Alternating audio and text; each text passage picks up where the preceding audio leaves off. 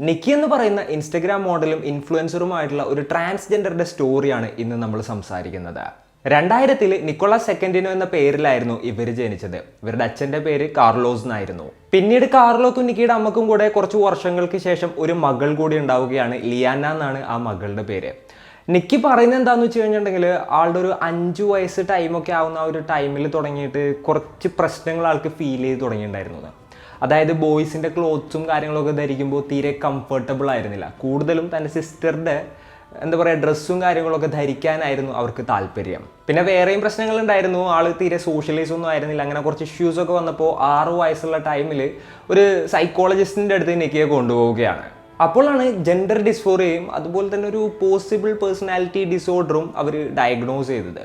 എന്നാലും ആ ഒരു കുട്ടി തീരെ ചെറുതായതുകൊണ്ട് തന്നെ അത് എത്രത്തോളം സ്പെസിഫിക് ആണ് എന്നുള്ളൊരു കാര്യം ഉറപ്പ് നൽകിയിട്ടുണ്ടായില്ല. അതായത് ഫുൾ കൺക്ലൂഷനിലെത്താൻ ഒരു ബുദ്ധിമുട്ടുണ്ടായിരുന്നു. അപ്പോൾ ആ നിക്കിയുടെയും ഫാമിലിയുടെയും സ്റ്റോറിയാണ് ഇന്നത്തെ വീഡിയോയിലൂടെ നമ്മൾ സംസാരിക്കാൻ പോകുന്നത്. Hello guys, welcome back to the channel. Razin this side. അങ്ങനെ നിക്കിക്ക് ഒരു 11 വയസ്സൊക്കെ ആയപ്പോഴത്തേനും പ്രശ്നങ്ങളുടെ ഇൻറ്റൻസിറ്റി കൂടുകയാണ്. ഭയങ്കര ആങ്കർ ഇഷ്യൂസ്, അതുപോലെ തന്നെ തീരെ സോഷ്യലൈസ് അല്ല, അങ്ങനെ കുറേ സീനും കാര്യങ്ങളൊക്കെ ഉണ്ടാവുകയാണ്. ആ ഒരു ടൈമിലാണ് ഇവർ ന്യൂയോർക്കിലോട്ട് താമസം മാറുന്നത്. ആ സമയത്ത് നിക്കിയുടെ അച്ഛനായിട്ടുള്ള കാർലോ അടുത്തുള്ളൊരു റെസ്റ്റോറൻറ്റിൽ ഒരു ഡെലിവറി ബോയ് ആയിട്ടും അതുപോലെ തന്നെ അവിടുത്തെ വർക്കും കാര്യങ്ങളൊക്കെ ചെയ്തിട്ടായിരുന്നു കുടുംബമൊക്കെ നോക്കിയിരുന്നത്. ഇവരുടെ ഫാമിലിയുടെയും കാര്യം നോക്കുകയാണെന്നുണ്ടെങ്കിൽ ഇവർ ചർച്ചിലൊക്കെ പോകാറുണ്ടായിരുന്നു. എന്നാൽ കാർലോക്ക് അതിലൊന്നും അത്ര വലിയ വിശ്വാസം ഉണ്ടായിരുന്നില്ല. എന്നാൽ നിക്കിയുടെ അമ്മയ്ക്ക് ഇതിലൊക്കെ ഭയങ്കര വിശ്വാസമായിരുന്നു. അപ്പോൾ ചർച്ചിലും കുറേ ഇഷ്യൂസൊക്കെ ഉണ്ടാവുകയാണ്. കാരണം നിക്കി എന്ന് പറയുന്ന ഒരു ആൺകുട്ടി ഇതേപോലെ തന്നെ പെൺകുട്ടികളെ പോലെ നടക്കുന്നു എന്നൊക്കെ പറഞ്ഞ് ഒരുപാടധികം ഇഷ്യൂസ് ഉണ്ടാവുകയാണ്. അമ്മയ്ക്ക് അതിൻ്റെ പേരിൽ കുറേ സീനും കാര്യങ്ങളൊക്കെ ഉണ്ടാവുകയാണ്. എന്നാൽ അച്ഛൻ പൂർണ്ണമായിട്ടും നിക്കിയെ പിന്തുണക്കുന്ന ഒരു അവസ്ഥയിലോട്ടാണ് കാര്യങ്ങൾ എത്തിയത്.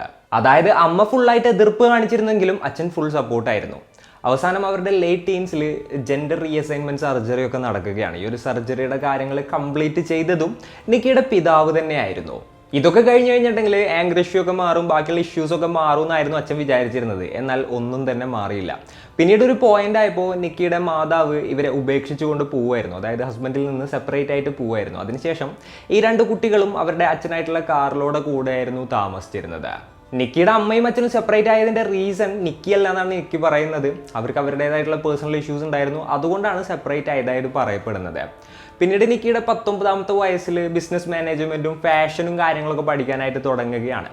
അതിൻ്റെ ഇടയിൽ അല്ലറ ചില്ലറ മോഡലിംഗ് വർക്കും കാര്യങ്ങളൊക്കെ അവർ ചെയ്യുന്നുണ്ടായിരുന്നു. പിന്നീട് ഇൻസ്റ്റഗ്രാമിലും മറ്റൊക്കെ അത്യാവശ്യം ഫോളോവേഴ്സും കാര്യങ്ങളൊക്കെ വന്നു. പിന്നെ യൂട്യൂബിലൊക്കെ ഇൻ്റർവ്യൂസൊക്കെ കൊടുക്കാനായിട്ട് തുടങ്ങി.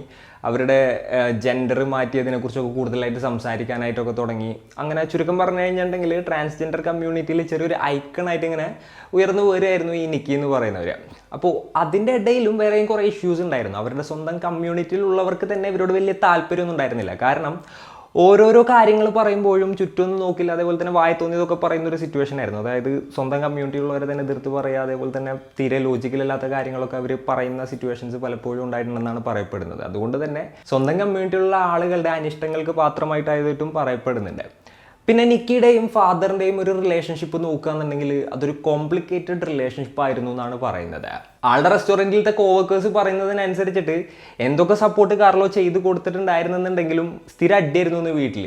സ്ഥിരം വർക്ക് ചെയ്യുന്നതിൻ്റെ ഇടയിൽ ആൾ പറയും ഷീസ് ക്രേസി, അതായത് ആൾക്ക് ഭ്രാന്താണ്, അതേപോലെ തന്നെ കാര്യങ്ങളൊന്നും ശരിയല്ല, ദിവസം വീട്ടിൽ അടിയാണ്, അങ്ങനെയുള്ള രീതിയിൽ സ്ഥിരമായിട്ട്, അതായത് ഡെയിലി ബേസിസിൽ കോവർക്കേഴ്സിൻ്റെ അടുത്ത് ഇത്തരത്തിലുള്ള സംഭാഷണങ്ങൾ നടത്താറുണ്ടായിരുന്നതായിട്ടാണ് അവർ പറയുന്നത്. പിന്നെ അവരുടെ നൈബേഴ്സ് പറയുന്നതിനനുസരിച്ചിട്ട് ഇവരുടെ വീട്ടിൽ സ്ഥിരം അടിയായിരുന്നു. അതായത് ആ വീട്ടിലത്തെ അടിയുടെ സൗണ്ട് നൈബേഴ്സ് വരെ കേൾക്കാറുണ്ടായിരുന്നു. പല സമയത്ത് അവരുടെ വീട്ടിലോട്ട് പോലീസും വന്നിട്ടുണ്ട്. നിക്കി തന്നെ വിളിച്ചിട്ട് വന്നിട്ടുണ്ട് ഡൊമസ്റ്റിക് വയലൻസിൻ്റെ ഒക്കെ പേരിൽ. ഒരു തവണ നിക്കി ഇതേപോലെ തന്നെ വിളിച്ചു പറഞ്ഞത് അച്ഛൻ തന്നെയും തൻ്റെ സിസ്റ്ററിനെ അപായപ്പെടുത്താൻ നോക്കുന്നു എന്നുള്ളതാണ്. പിന്നെ ഒരു തവണ ഇതേപോലെ തന്നെ വിളിച്ചിട്ട് തന്നെ അടിച്ചതായിട്ട് പറഞ്ഞു, മുഖത്തടിച്ചതായിട്ട് പറഞ്ഞു.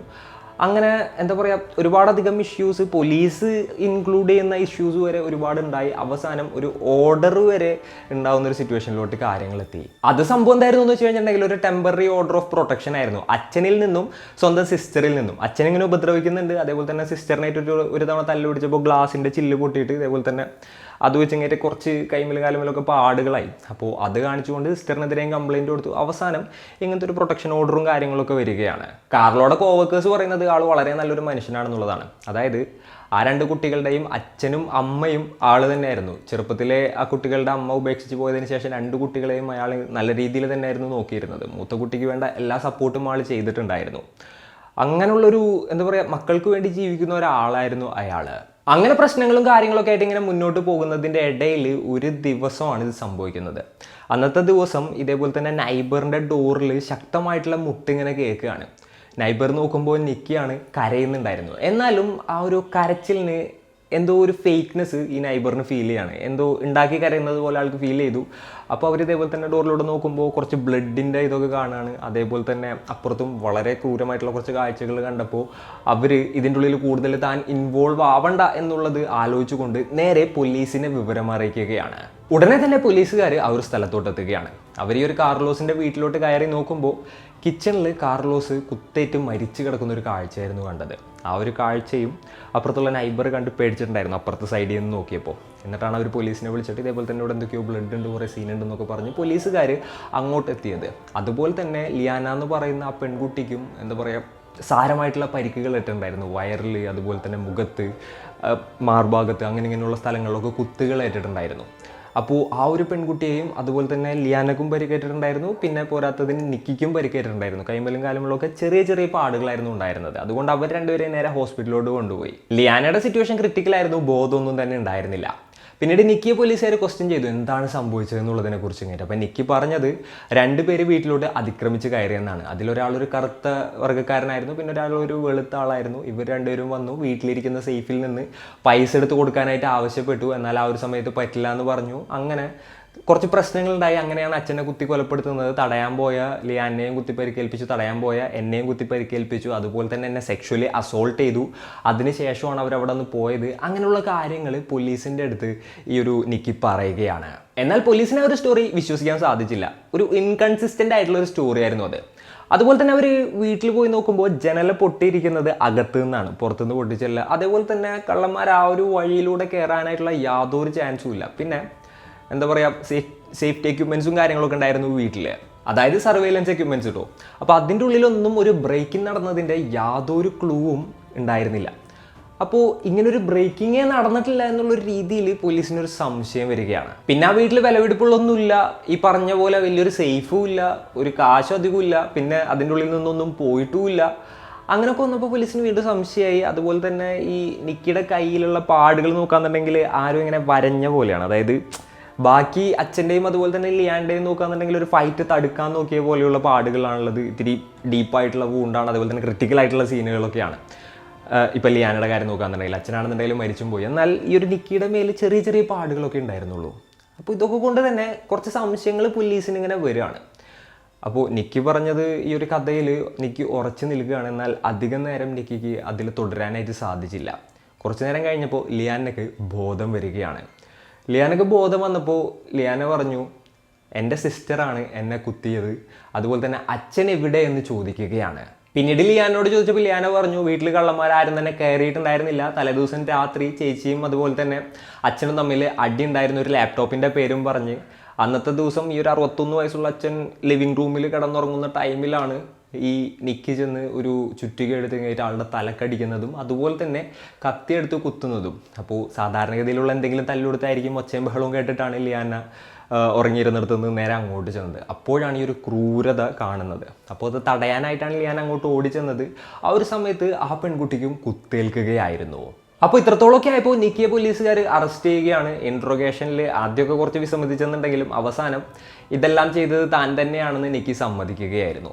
അപ്പോൾ നിക്കി പറഞ്ഞത് ഇങ്ങനത്തെ കുറച്ച് ഇഷ്യൂസൊക്കെ ഉണ്ടായി. അപ്പോൾ അച്ഛൻ കിടന്നുറങ്ങുന്നത് വരെ താൻ വെയിറ്റ് ചെയ്തു. പിന്നീട് ഒരു ചുറ്റിക എടുത്തുകൊണ്ട് വന്നു. അതിനുശേഷം ആളെ തല തല്ലി പൊളിച്ചു. പിന്നീട് തൻ്റെ ഫേവറേറ്റ് ആയിട്ടുള്ള ഒരു ജർമ്മൻ നൈഫ് ഉണ്ടായിരുന്നു, അത് വെച്ചിട്ട് അയാളെ കുത്തി കൊലപ്പെടുത്തി. ആ ഒരു ടൈമിൽ ഇതേപോലെ തന്നെ സിസ്റ്റർ വന്നു. അപ്പോൾ അവളിത് കണ്ടല്ലോ, അതുകൊണ്ട് അവളെയും കുത്തി കൊലപ്പെടുത്താനായിട്ട് ശ്രമിച്ചു. എന്നാൽ എന്താ പറയുക, ഭാഗ്യം കൊണ്ട് ആ ഒരു പെൺകുട്ടി രക്ഷപ്പെട്ടു. പിന്നീട് ഇതേപോലെ തന്നെ അപ്പുറത്തെ വീട്ടിലോട്ട് പോയ സമയത്ത് ആ സ്ത്രീ പോലീസിനെ വിളിക്കുകയാണെന്ന് അറിഞ്ഞിരുന്നെങ്കിൽ ആ സ്ത്രീയെയും കുത്തിയാനേ എന്നുള്ളൊരു തരത്തിൽ വരെ അവർ പറഞ്ഞതായിട്ടാണ് പറയുന്നത് കേട്ടോ. അപ്പോൾ കാര്യങ്ങൾ അങ്ങനെയൊക്കെയാണ്. ഇപ്പോൾ എനിക്ക് റിക്കേഴ്സ് ഐലൻഡിൽ ജാമ്യമില്ലാതെ ജയിലിൽ കിടക്കുകയാണ്. ഈ ഒരു കേസിൻ്റെ വിധി വന്നിട്ടില്ല. കേസിൻ്റെ വിധി വരികയും ഇവരാണ് കുറ്റവാളി എന്ന് തെളിയിക്കപ്പെടുകയും ചെയ്ത് കഴിഞ്ഞിട്ടുണ്ടെന്നുണ്ടെങ്കിൽ 50 വർഷത്തോളം മിനിമം, അതായത് ഏറ്റവും മിനിമം 50 വർഷത്തോളം തടവ് ശിക്ഷ അവർക്ക് ലഭിക്കുമെന്നാണ് പറയപ്പെടുന്നത്. ഇല്ലാന്നുണ്ടെങ്കിൽ ജീവപര്യന്തം തടവ് ശിക്ഷ ലഭിക്കാനുള്ള ചാൻസസും ഉണ്ട്. പിന്നെ വേറൊരു സംശയം ഒരു കേസിൽ നിസാർ ഒരു ലാപ്ടോപ്പിൻ്റെ പേരിലാണ് ഈ ഒരു കൊലപാതകം നടന്നതെന്നുള്ളതിനെ കുറിച്ചിട്ടാണ്. അപ്പോൾ ഇൻവെസ്റ്റിഗേഷൻ ഓഫീസേഴ്സ് പറഞ്ഞത് എന്താണെന്ന് വെച്ച് കഴിഞ്ഞിട്ടുണ്ടെങ്കിൽ ജസ്റ്റ് ഒരു ലാപ്ടോപ്പിൻ്റെ പേരിലല്ല ഈ ഒരു കൊലപാതകം നടന്നത്. ലാപ്ടോപ്പിൻ്റെ റീസൺ ആയിരുന്നു ലാസ്റ്റ് അവർ തല്ല് പിടിച്ചത്, അതായത് ഇതിനെക്കുറിച്ച് പറഞ്ഞുകൊണ്ട്. പിന്നെ സീൻ എന്തായിരുന്നു എന്ന് വെച്ച് കഴിഞ്ഞിട്ടുണ്ടെങ്കിൽ ഇത്രയും പ്രായമൊക്കെ ആയി, ഇങ്ങനെയൊക്കെ ആയി, എന്തൊക്കെ ആയിട്ടും ഈ ഒരു നിക്കിയുടെ സ്വഭാവത്തിന് വലിയ മാറ്റമൊന്നും ഉണ്ടായിരുന്നില്ല. സിസ്റ്ററിനായിട്ടും അതുപോലെ തന്നെ അച്ഛനായിട്ടും ഡെയിലി അടിയായിരുന്നു, ആകെ പ്രശ്നങ്ങളായിരുന്നു. അവസാനം ഗതി കെട്ടിട്ട് ഈ ഒരു അച്ഛൻ നിക്കിയുടെ അടുത്ത് പറയാണ് 30 ദിവസത്തിനുള്ളിൽ വീട്ടിൽ നിന്ന് പൊക്കോളണം. അതായത് വീട്ടിൽ നിന്ന് പറഞ്ഞു വിടാനായിട്ട് തുടങ്ങുകയാണ്. അതായത് നീ ഇത്രയും പ്രായവും കാര്യങ്ങളൊക്കെ ആയി, ഇനി ഇവിടെ നിന്ന് പൊക്കോ, നിന്റെ സ്വന്തം കാര്യങ്ങൾ നോക്കി ജീവിച്ചോ, ഇനി ഇവിടെ ജീവിക്കണ്ടെന്ന് പറഞ്ഞു. ആ ഒരു പെൺകുട്ടിയോട് 30 ദിവസത്തിനുള്ളിൽ പോകാനായിട്ട് പറഞ്ഞു. അതിൻ്റെ ഒരു ദേഷ്യം ആളുടെ ഉള്ളിലുണ്ടായിരുന്നു. അങ്ങനെയാണ് ഇത്തരത്തിലുള്ളൊരു കൊലപാതകത്തിലോട്ട് തിരിഞ്ഞതെന്നാണ് അവർ പറയുന്നത്. അപ്പോൾ എന്തൊക്കെയാണെന്നുണ്ടെങ്കിലും നിക്കിപ്പോൾ ജയിലിലാണ്. സ്വന്തം അച്ഛനെ കൊലപ്പെടുത്തുകയും ചെയ്തു, അതുപോലെ തന്നെ സിസ്റ്ററിനെ കൊല്ലാൻ നോക്കുകയും ചെയ്തു. ഈ ഒരു കേസിനെ കുറിച്ചിട്ട് നിങ്ങൾക്ക് എന്താണ് തോന്നുന്നത്? നിങ്ങളുടെ തോട്ട്സും മറ്റും എന്തൊക്കെയാണെന്നുണ്ടെങ്കിലും താഴെ കമൻറ്റുകളായിട്ട് രേഖപ്പെടുത്തുക. അപ്പോൾ and it's me signing off. Peace. Stay peaceful guys. Stay safe.